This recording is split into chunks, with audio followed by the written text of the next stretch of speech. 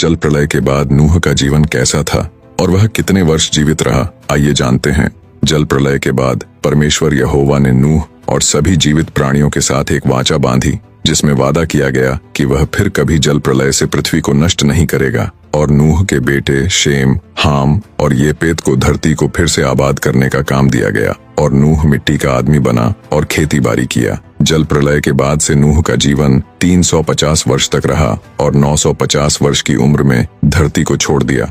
2. पूरे बाइबल में यीशु का उल्लेख 1281 बार, दाऊद राजा का उल्लेख लगभग 971 बार और मूसा का उल्लेख 803 बार किया गया है। इनके साथ क्या आप जानते हैं कि बाइबल में किस महिला की उल्लेख सबसे अधिक किया गया है? यहाँ पर अगर आप सोच रहे हैं कि बाइबल में सबसे अधिक उल्लेखित महिला मरियम होगी या हवा होगी तो आप गलत हैं। कौन सबसे अधिक उल्लेखित है, आइए जानते हैं। बाइबल में सबसे अधिक उल्लेखित महिला सारा है, जो लगभग 59 बार उल्लेखित है और इसके साथ रानी एस्तेर लगभग 55 बार और राहेल लगभग 47 बार उल्लेखित है।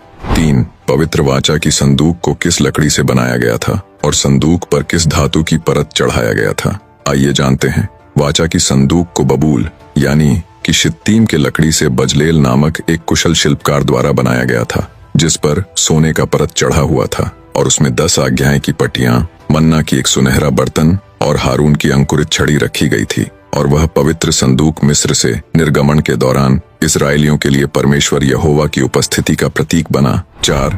अपनी गिरफ्तारी से पहले गतसमनी के बगीचे में यीशु ने कितनी बार प्रार्थना किया था और हर एक प्रार्थना कितने घंटों का था, आइए जानते हैं। गिरफ्तारी के रात को यीशु अपने शिष्यों के साथ गतसमनी के बगीचे में गए, जहां वे अक्सर प्रार्थना करने के लिए जाते थे।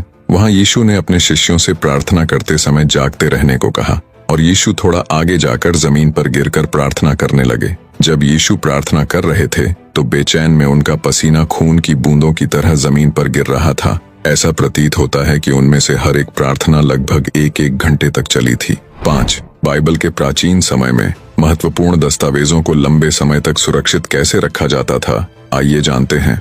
लेकिन इससे पहले अगर आप भी मेरी तरह यीशु पर विश्वास करते हैं तो इस पेज को फॉलो करें और कमेंट में यीशु के नाम से आमीन लिखना ना भूलें। यिर्मयाह 32:14 के अनुसार प्राचीन समय में महत्वपूर्ण दस्तावेजों को लंबे समय तक सुरक्षित रखने के लिए अक्सर मिट्टी के बर्तनों का उपयोग किया जाता था। 1947 से 1956 के बीच इजराइल के मृत सागर के पास कुमरान नामक स्थान के 11 गुफाओं में पाए गए प्राचीन स्क्रॉल ने इस स्पष्टीकरण को और अधिक मजबूत किया, जिसे मिट्टी के बर्तनों में 2000 से अधिक वर्षों तक सुरक्षित रखा गया था। आज वे स्क्रॉल्स इजराइल के museum shrine of the book में संरक्षित हैं।